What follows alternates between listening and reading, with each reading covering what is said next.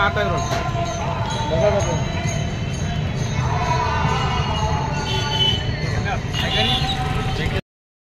भोकरदन मराठी पत्रकार संघ व भोकरदनमधील विविध वृत्तपत्राचे आणि प्रिंट मीडियाचे इलेक्ट्रॉनिक मीडिया यूट्यूब चॅनल या सर्व पत्रकारांचे मनापासून स्वागत करतो. दर्पण दिनाच्या तुम्हाला खूप खूप शुभेच्छा देतो.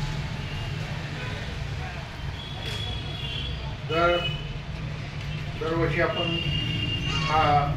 ह्या दिवशी काही नाही छोटा मोठा कार्यक्रम घेण्याचा प्रयत्न करतो.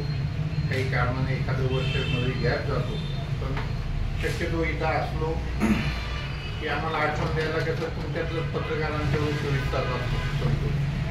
माझी पत्रकार येतो आज काही ॲक्टिव्ह नाही, पण त्याला तो जाणीवपूर्वक आठवण करून देतो अशा कार्यक्रमाची, आणि त्याच्या माध्यमातून आज तुमचं सन्मान करण्याचा आम्हाला योग लाभतो.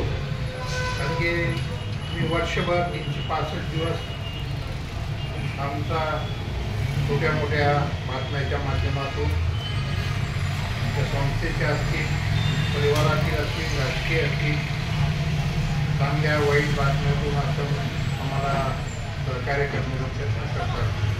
त्याची काहीतरी आपण ऋण फेडण्याचा दिवस हा आजचा दिवस असतो. त्या माध्यमातून आपण हा कार्यक्रम ठेवला आणि त्याला आपण सर्व उपस्थित राहिलो. त्यात विशेष पत्रकार तालुका पत्रकार संघाचे अध्यक्ष पानजी, जिल्हा पत्रकार संघाचे अध्यक्ष सत्याजी देशमुख, शंकर साहेब, देशपांडे साहेब, सगळ्याचं नाव सगळ्यांचं घ्यायला पाहिजे, पण सर्व पत्रकार बंधू उपस्थित राहिले. त्यांनी या छोट्याच्या निमित्ताला साथ दिली आणि तिथे उपस्थित राहून हा मान सन्मान घेण्यासाठी उपस्थित राहिले. आणि त्यातून त्यांनी आमचंही जे आमच्या विनंतीचा मान ठेवला त्याबद्दल मी मनापासून आमच्या गणपती परिवाराचा आभार व्यक्त करतो. पत्रकार हा म्हटला की आजकालच्या जगामध्ये पत्रकार म्हणजे बघण्याचे दृष्टिकोन थोडा बदललेला आहे. त्यात काही अडचणी असतील, ते पत्रकाराला जरा प्रत्येकाचं सगळ्यात चांगल्या गोष्टी लिहू शकत नाही. पत्रकाराचं कामच आहे की एक बाजूच त्याची मांडावं लागत नाही.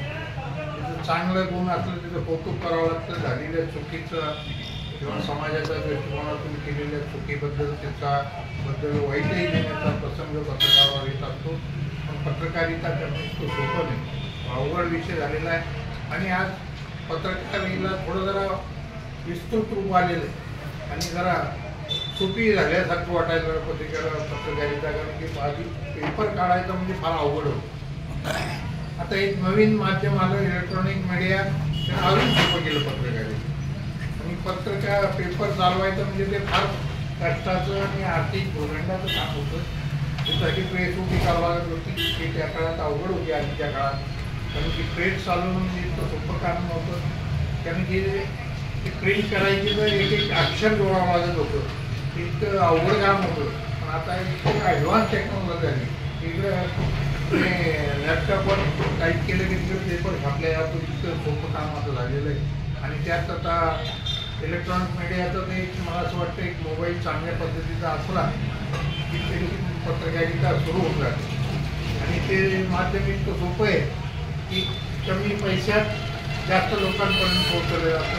त्या काळात आपल्याला पत्रकारिता करणं फार अवघड आहे. म्हणजे त्यातून मूल्यमापन करताना काही ठराविक लोकांमुळं बदनामी येते, म्हणजे चांगल्या लोकांनाही त्याच्यामुळं कधी कधी भट्टा लागतो.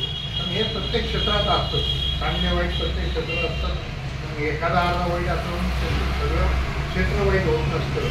सगळे चांगले असतात, त्यात वाईट कोणी असू शकत नाही असंही होत नाही. चांगलं वाईट हे प्रत्येक क्षेत्रात आहे. कोणतंही क्षेत्र असू द्या त्यात चांगल्या वाईट गोष्टी असतात. पण पत्रकार हा खरं जगाला आणि आपल्या समाजाला दिशा देण्याचं काम पत्रकारितेतून करत असतो. आणि त्यांचा केलेल्या वर्षभराचं कामाचं कुठंतरी मूल्यमापन झालं पाहिजे, त्यांचं कौतुक झालं पाहिजे, त्यांच्या चांगल्या कामाचं त्यांच्या पाठीवर हात मानला गेली पाहिजे. समाजानं त्यांचं कौतुक केलं पाहिजे. आज आपण दिनाच्या निमित्तानं आपण त्यांचा सन्मान केला पाहिजे. हा आपल्या मागचा उद्देश असतो आणि ते साध्य करण्याचा आम्ही स्वतःचा एक प्रयत्न करत असतो आणि त्यातून आपल्या भेटीगाठी आपल्या एकमेकांचं हितगुज जवळ येण्याचं ते निमित्त असतं आणि त्या याला निश्चितच नेहमी कोणत्याही छोट्या मोठ्या कार्यक्रमात आपल्याला जर निश्चितच आपण कायम आम्हाला साथ देता आणि आमच्या कार्य करतो त्याला पब्लिसिटी देण्याचं आपल्या माध्यमातून निश्चित काम होत असतं. तुम्हालाही मोठा भाग तुमचं काय असतं बाकी जास्त मागणी असते पत्रकारांना पेपर चालवायला त्यांच्या संपादकाची अपेक्षा असते 2 पैशाचा बिझनेस तुमच्या माध्यमातून मिळाला पाहिजे. हे चक्र आहे. काही गोष्टीचे आम्ही तुम्हाला ही वर्षभरात काय तिथं मदत करता येईल ती करण्याचा आम्ही निश्चित प्रयत्न करत असतो. की फार काही जास्त तुमची मदत होते पण जितकं आम्हाला झेपेल तेवढं करण्याचा प्रयत्न निश्चित मी तरी बहुतेक शक्यतो कुठंतरी कोणावर एकावर लाडकां बाकीच्याला अन्याय असं होण्याची वेळ शक्यतो येऊ देत नाही. त्यातून काही चुकतात